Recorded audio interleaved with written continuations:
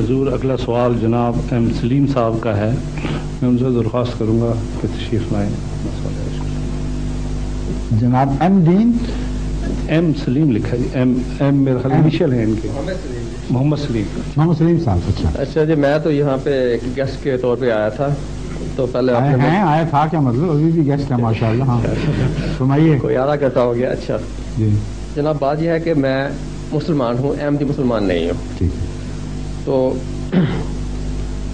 اس کا مطلب یہ نہیں کہ میں احمدی کے خلاف ہوں، بلکہ ان کا اپنا اپنا عقیدہ ہے. Good luck to them.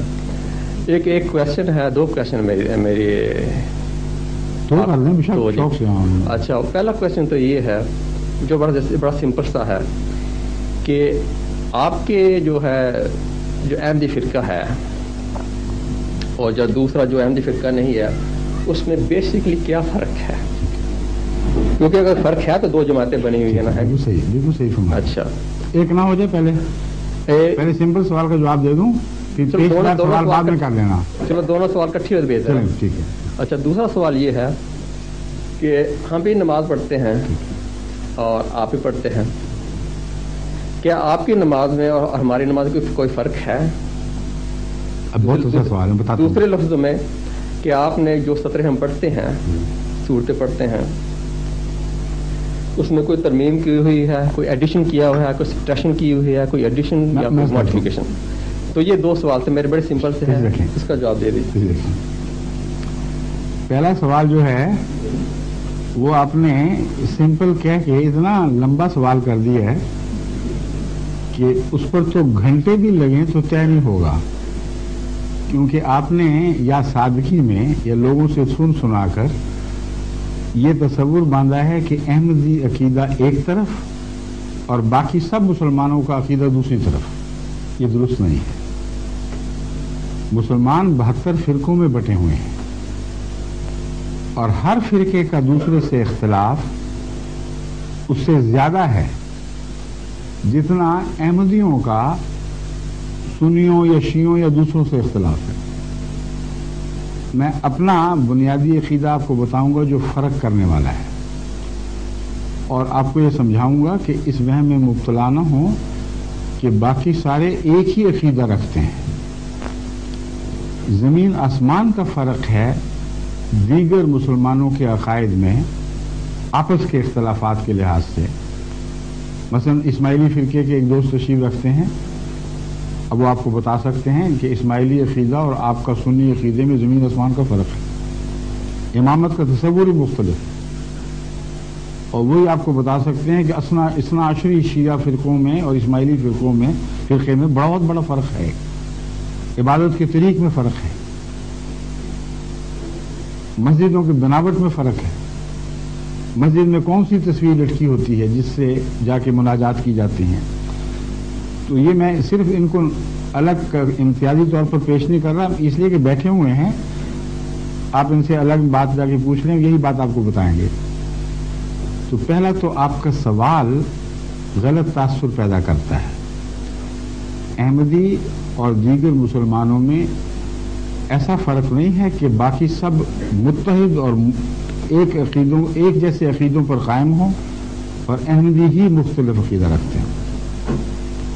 اب احمدی فرق کیا ہے جو سب کے درمیان اور احمدیوں کے درمیان تفریق کر دیتا ہے؟ یہ بات ہے، وہ صرف یہ فرق ہے کہ ہم مانتے ہیں کہ جس امام کو خدا نے بھیجنا تھا، جس کا وعدہ فرمایا تھا، وہ آ چکا ہے، وہ ظاہر ہو چکا ہے، اور تم لوگ انتظار میں بیٹھے ہو. اس کو پہچان نہیں سکے یا ضد اور تعصب کی وجہ سے اس کا انکار کر بیٹھے ہو. اور دوسرا بنیادی فرق یہ ہے کہ عیسیٰ علیہ الصلوۃ والسلام فوت ہو چکے ہیں، زندہ آسمان پر نہیں بیٹھے ہوئے. ان کا انتظار کر کے اپنے مستقبل کو مزید برباد نہ کرو.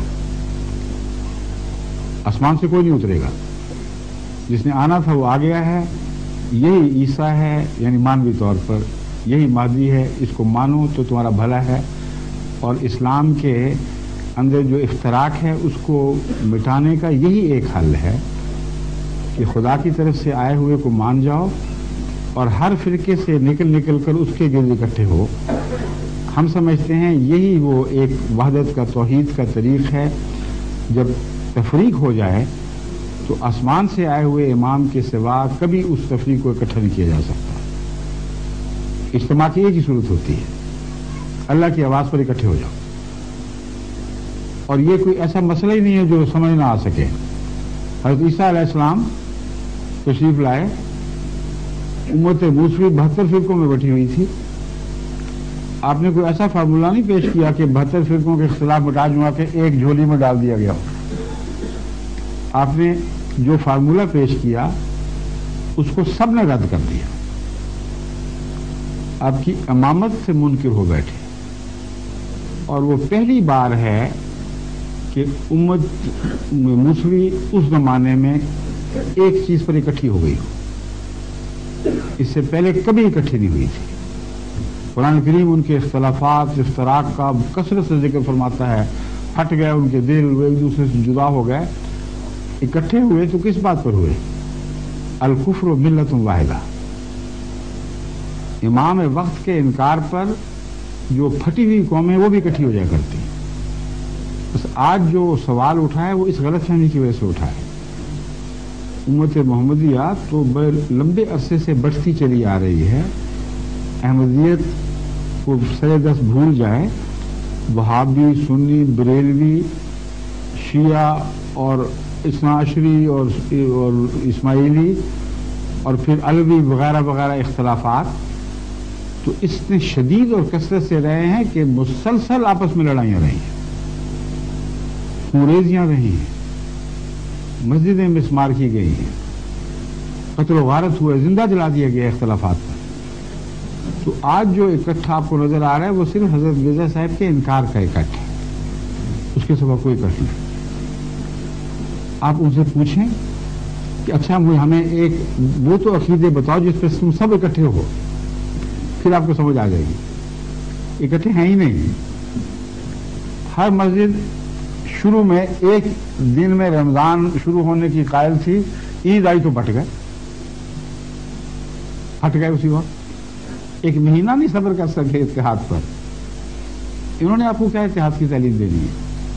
بس یہ بنیادی چیز ہے. جماعت احمدیہ اس فارمولے پر مسلمانوں کو اکٹھا کرنے کے لیے قائم فرمائی گئی جو ہمیشہ سے اللہ تعالیٰ کا فارمولہ ہے کہ جب لوگ پھٹ جائیں اور بٹ جائیں تو اللہ امام بھیجا کرتا ہے. اس امام کی شدید مخالفت ہوتی ہے لیکن وہ مخالفت اس کو مار نہیں سکتی. یہ قطعی نشانی ہے. جھوٹے امام بھی آتے ہیں لیکن مٹ جاتے ہیں مخالفتوں میں. وہ ہر مخالفت کے بعد پہلے سے زیادہ طاقتور ہو کے نکلتا ہے. جتنا اس کو سکیڑنے کی کوشش کرو اتنا بڑھتا چلا جاتا ہے. یہ تاریخ جماعت احمدیہ کے حق میں ظاہر ہوئی ہے کہ نہیں, یہ دیکھ لیں.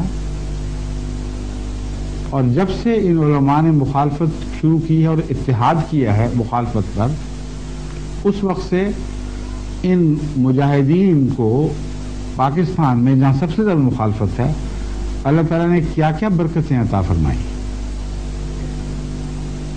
کیا ملک پارا پارا نہیں ہو گیا؟